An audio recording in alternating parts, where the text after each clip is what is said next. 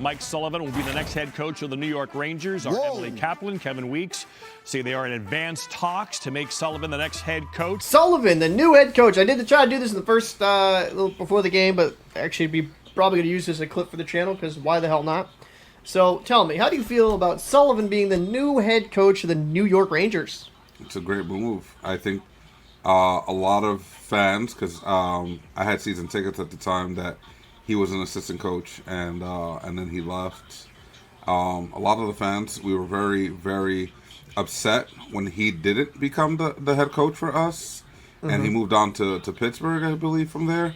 A lot of people were very, very upset about that. It was one of those things that even when he came back, he got a tribute, just like a player would when they would come back. So he was very, very loved by the fans. We knew what he had on the back then, and we knew what he can do. And we were disappointed at the time, But you have to live with whatever decision the team makes. But to have him back after he's gained so much experience, he's obviously he's got what it takes to take a team to success. My concern is obviously what a lot of Ranger fans' concern is, which is Drury. Everybody thinks, or we can all assume from what we can see reading between the lines and such, that Drury tends to play a big role in how the coaches coach. And that affects the type of coaching that happens. So getting Sullivan, if that's going to be your guy to Drury, then let him be your guy. Right? Let him captain the ship. If that's what you're going to pay him for, because I know you're paying him a hefty amount, right? Just go ahead and let him captain the ship. Let's do what he wants to put together, because he's obviously done it. Yeah. Right? He's obviously done it. You seen what he's done with Pittsburgh, that was supposed to be an over-the-hill team. They didn't make the playoffs, but they were right in the mix all the way to the end. So that was an aging team. You have a team that's pretty much in their prime, or with very few players at the end of their prime. So let him cook, right? That's what you got to do, is let him cook. Bringing him in, you got to let him cook. You can't just say, bring him in and I'm going to micromanage you. That would be absolutely absurd, right? You know his success. You know what he can do. Bring him in, let him cook. Honest question, then. I have to ask this, then. Yeah. Was firing Gallant just a massive mistake, then? Because you go from Gallant, who I thought did well with the Rangers. I know some are going to talk about the playoffs. I know that. But you had Gallant, did well there. Then you go to Laviolette. He had some success there as well. Laviolette, also a guy with a cup pedigree. Didn't work out this past season. And I don't think it's solely on the head coach. I do think the culture there wasn't great in the locker room this year for the Rangers. So let me cut you off there just to answer that one question. All right. If you go back, anybody that's watching, go back to the clips of when it happened and how we came up with the announcement. I said it back then. It was a bad situation. It was done out of anger, right? Chris was upset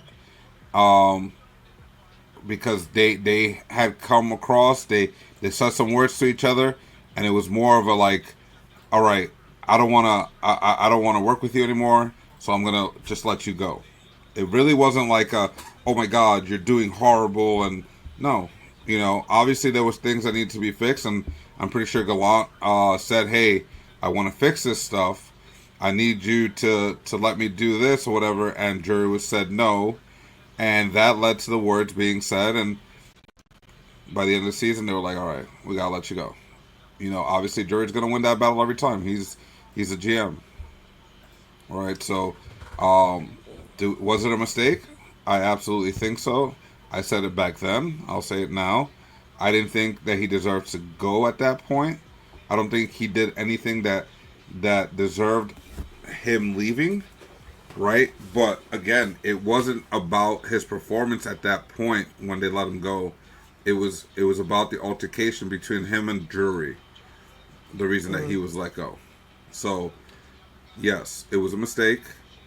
I think it was more of a personal matter than a thought out situation.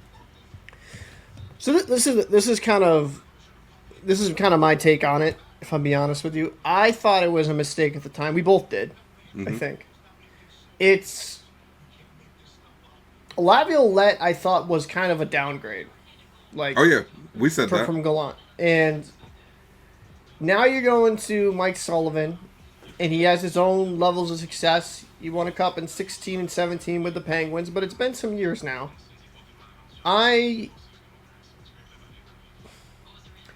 think Sullivan's a fine head coach. I think he'll bring forth respect because he's been there and done that, and I understand why he'd be successful in the New York market. I'll speak kind of, bluntly from a Bruins fan's perspective because, like, people are like, oh, we should get Mike Sullivan. I get kind of leery of some of these retreads. They work some places, work other. I'm not saying that about Mike Sullivan. I think he should work there in New York. But I think it's a perfect situation for him. You're going in there. I mean, you got some talent on that roster. You have arguably one of the best goaltenders on the planet in Shesterkin.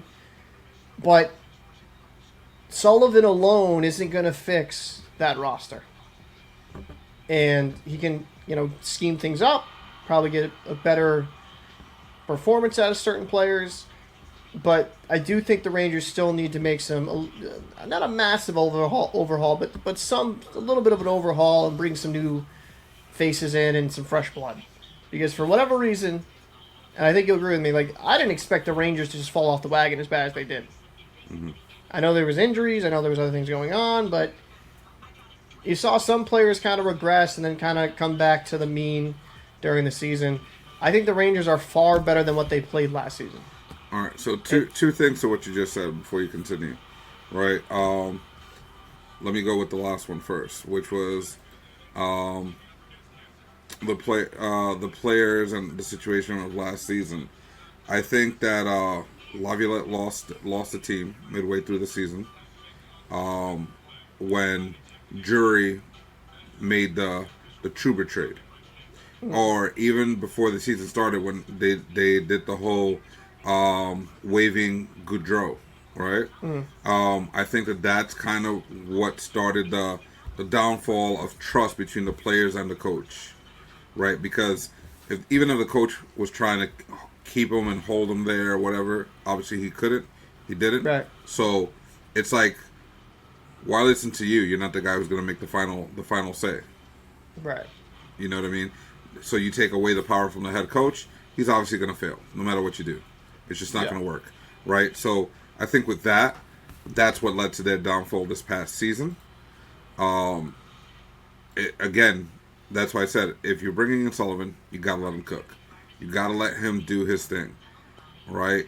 Work with him, right? And don't have it where he's just working for you, because that's two different aspects of management, right? If he's working for you, it means that you're still trying to micromanage. You're telling him what to do, and that's never going to work. If Sullivan's going to come in there, let him do what he wants to do, right, to better the team. Obviously, it needs to make sense. I'm not saying you're going to go after McDavid. Like, come on, let's just be real. That's not what we're going to do, right? You got to find the right pieces, so on and so forth. Now, going back to an earlier point that you said about it being the right opportunity and right time for Sullivan, yes. But I'll tell you why I don't worry about him being in New York City. He's been here. He didn't do bad here at all, right? He did well under the bright lights, right? And you got to say it that way because some of these major metropolitan teams face a different light than all the other teams. It's just a different beast. New York is specific. New York's bright lights are really brighter than, I hate to say it this way, and I'm not just saying it because I'm from New York, but the bright lights of New York hit different on athletes that come here, regardless of what sport it is. There's very few that can thrive in these bright lights. So, he's been here. He's done it. He knows what it takes to continue here. So I think that it'll be good, and I think that he can also, because he wasn't the head coach, right? He was an assistant coach. He got to see how the players react. So I think he'll also be prepared to judge players that can handle the bright lights of New York. Yeah, I think. So how much time we got here before? So 6 minutes. So that's what I'll do actually. Because this is like, I'm gonna probably put this as a standalone video. Because why the hell not, right? Kind of looking at the New York Rangers roster.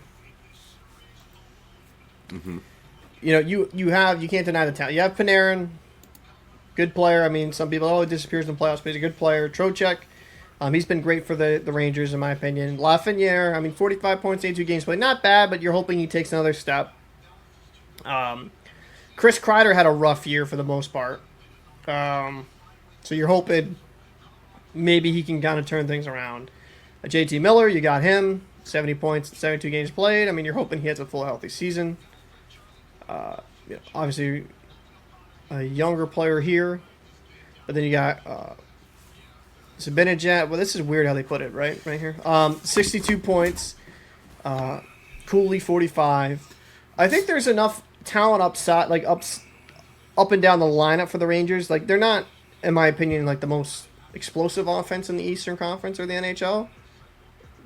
But I think they have the potential to be above average, and that can win you playoff games. I agree. And then yes, this does look kind of funky, but I'll tell you why.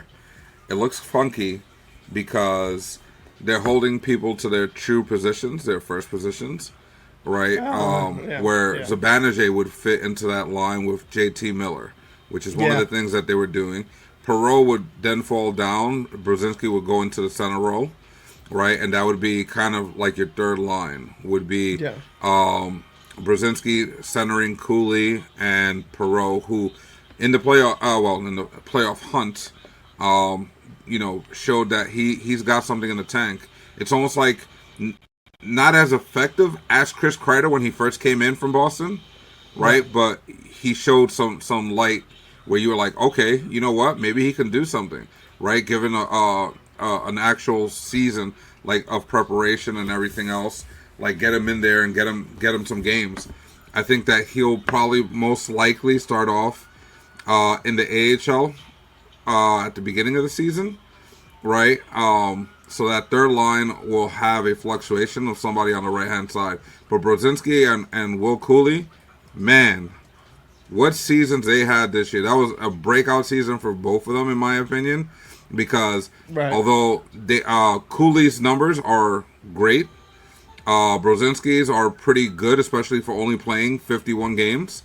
I think that you get both of those. He would have been on pace for like a 30-plus goal season. A 30-plus point, sorry. Yeah, you put both of those together and you find them someone who could fit on their right side. That's going to be a killer third line, right? They're going to be able to play against almost anybody. Now, you look at the fourth line. You have a lot of guys that are making moves, right? Now, some of these guys are hitting restricted free agents. Whether we keep them or not, I think they keep Edstrom because when he was healthy, big guy, he played very well. Matt Rempe obviously continuously got better throughout the season and has played a lot better and has learned how to control himself, which is a big key to his success. I think they signed him. Yeah, go ahead.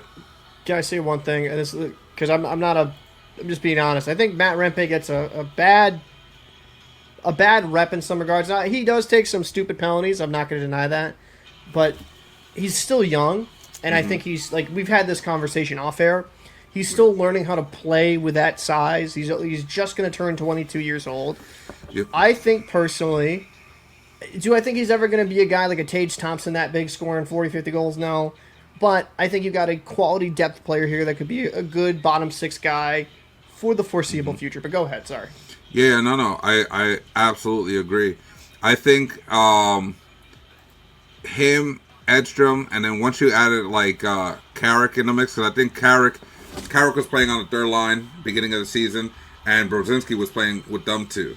So it was a little bit of a different. Actually, Will Cooley was down with Edstrom and Rempe, and Will Cooley showed some spark, so they moved him up, right? And then they brought Brzezinski up, and Brzezinski fit in with them. But I think that once they put Sam Carrick in the middle with those two guys, they really solidified themselves, and you saw them being the third and fourth line throughout the second half of the season were probably the most consistent lines for the New York Rangers. Yeah. So I think that you take that and you build on that, right? Unless you can get someone of like really good quality that's going to make a big difference, right? I would say you keep those guys together and you push. Now, the questionable part here for the team, right, goes into what I've been saying, and now the whole league is saying what I said 2 years ago, right, is their defense is very soft in the middle, right? And you can quote me on that. I said that literally 2 years ago when they were in the playoffs. I told you on and off air, I said they're soft in the middle. Everybody keeps praising Fox, even people that I know that are very good at coaching and all this stuff, and some of the sources that I have that go with the Rangers and all that, right? I said it back then. It took everybody else 2 years to see what I saw. So understand when I say that, I think that Lindgren was Adam Fox's handicap. And what I mean by that is Lindgren picked up defensively or covered all the defensive weaknesses that Fox had. Right? Yeah. Now, with, let's say a Saucy or Miller, right, because they flip-flopped, it was a different ball game. And I think that towards the end of the season, Fox got better defensively. Yeah. Right? So that change has forced him to become a better defenseman. But, again, you and I have said this, going back to his quote-unquote Norris Trophy winning season, he didn't necessarily play great defense. He was weak. He was weak in the middle. All he thought about was offense. But I think that with the team they have now, with leaders like JT Miller, with guys like Saucy who have some experience under their belt, right? I think that now you might see the better version of Fox because he will have to play defense. He will have to step it up, right? Someone like Keandre Miller worries me because, in all honesty, he's just... Avs are going to go on the power play. Oh, my God. McKinnon. Yep. Wow. Sorry, yeah. I know this is kind of bleeding into the game, the commentary, but McKinnon scored, makes it 2-0 for the Avalanche. He's got such good speed. What did I say? They needed to hold their own, but they let it happen. They made a bad play. They gave up the puck. Wow, look at this. Now expect Dallas to go, full throttle and give it everything at this point.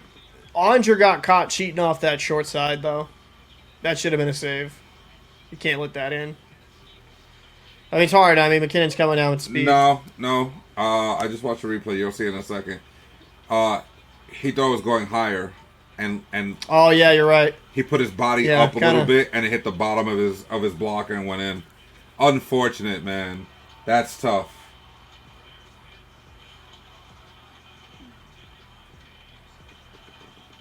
Oh, just over the pad and under the blocker. That's dude. So EA Sports has it right, folks. How long have I been saying that? We may hate it, but EA's got it right. To wrap up the Rangers conversation, though, I think Sullivan should do fine in New York. I just think they gotta. They just gotta do him a due service and just let him coach. Drury doesn't need to be down there telling him how to coach. Yeah, I think let him cook. So. Yeah, I think for Keandre, it's what a save! It's going to be a contract season, if I'm not mistaken. So I think he needs to step his game up and become the physical player that a lot of us thought he was going to be. Yeah, he's an RFA right now. So Yeah. he's He's an RFA right now. Yeah. I would maybe give him a year, maybe, because the potential's still there. He's a big body. He's improved offensively, but his defense got weaker and he stopped being physical. When you see him play well, it's when he's being physical.